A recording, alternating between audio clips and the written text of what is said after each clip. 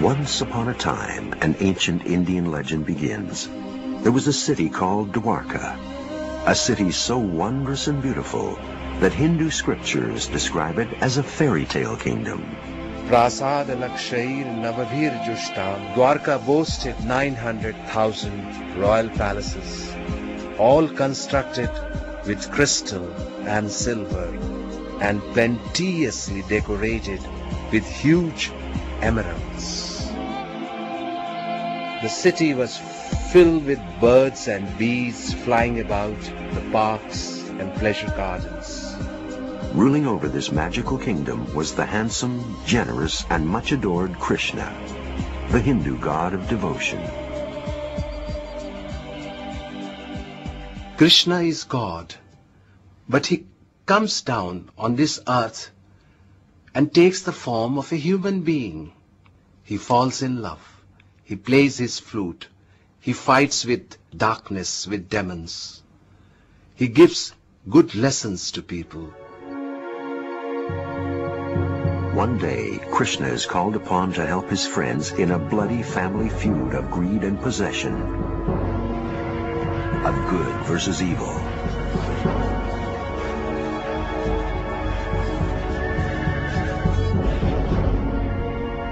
The story is a David and Goliath battle.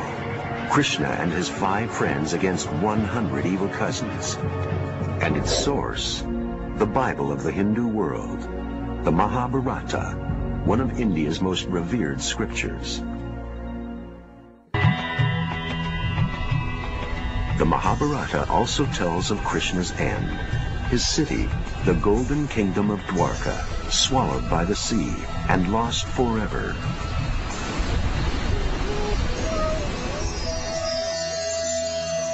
Until now. Excavations off the west coast of India have led to what may be one of India's most amazing discoveries, as significant to the Hindus as finding Noah's Ark might be to the Christian world. Could the fictional account of Krishna's life be a record of actual events? And could these incredible underwater remains be what is left of the mythical kingdom of Dwarka? Find out when Mysteries of Modern Asia returns.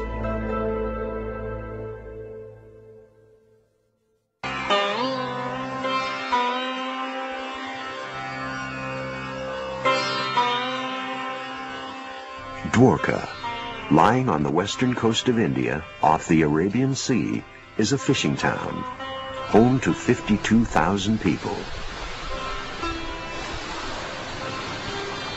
It shares the same name as the legendary magical kingdom described in the ancient Hindu scriptures.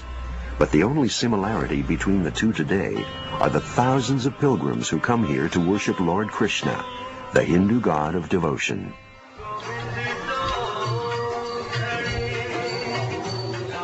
The tales of Krishna and his lost city were long thought to be a mythical legend, but a recent archaeological discovery may prove that Krishna's Dwarka actually lies beneath these very streets. I took up the challenge to find out if really Dwarka existed. Dr. S.R. Rao is one of India's most preeminent archaeologists. 20 years ago, he was called to the town of Dwarka to excavate this temple. We came to remove a modern building which existed here because that was obstructing the view of the temple. During what he thought would be a simple excavation, he came upon an amazing discovery. An ancient temple lying intact, just beneath the first one.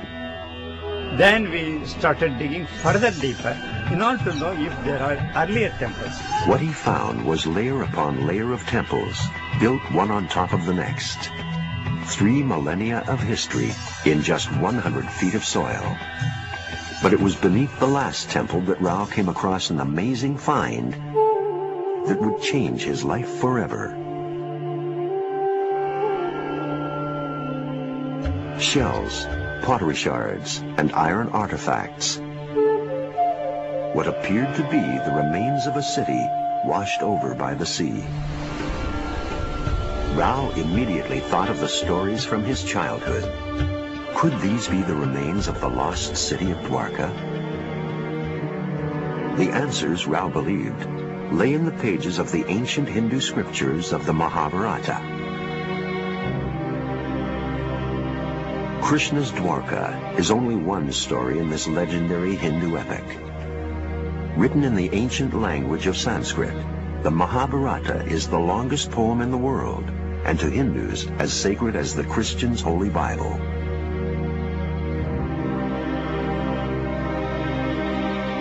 The story of Krishna ends with his kingdom, the city of Dwarka, sinking into the ocean. So, Rao headed for the sea.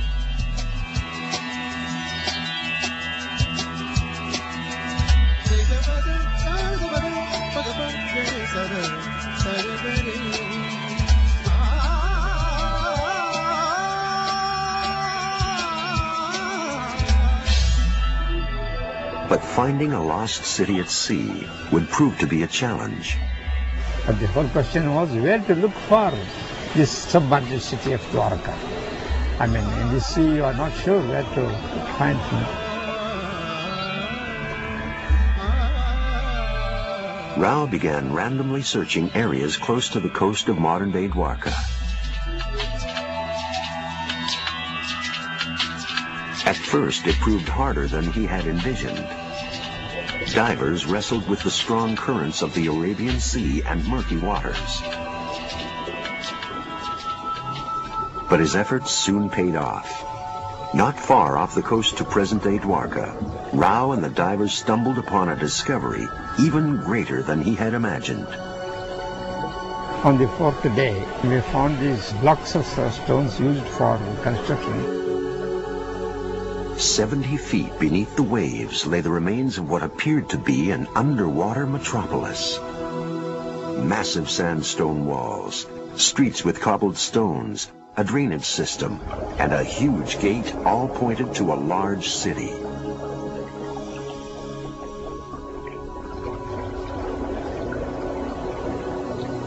Thousands of three-holed anchors, identical to those found in Cyprus and Syria from the same time period, implied a bustling port.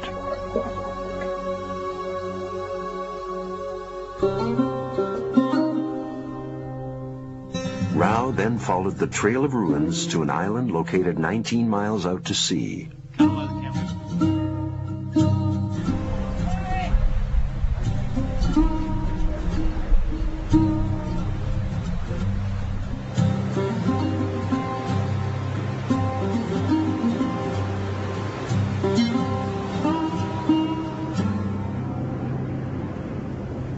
It was here, not far from modern civilization, that Rao came across another discovery. Standing in plain sight for centuries were the remains of a walled structure. First we saw what was on the shore, and that was a small bit of the big fortification. And as we went further up, we came across that 150-meter long wall. Rao's discoveries became a lifelong mission.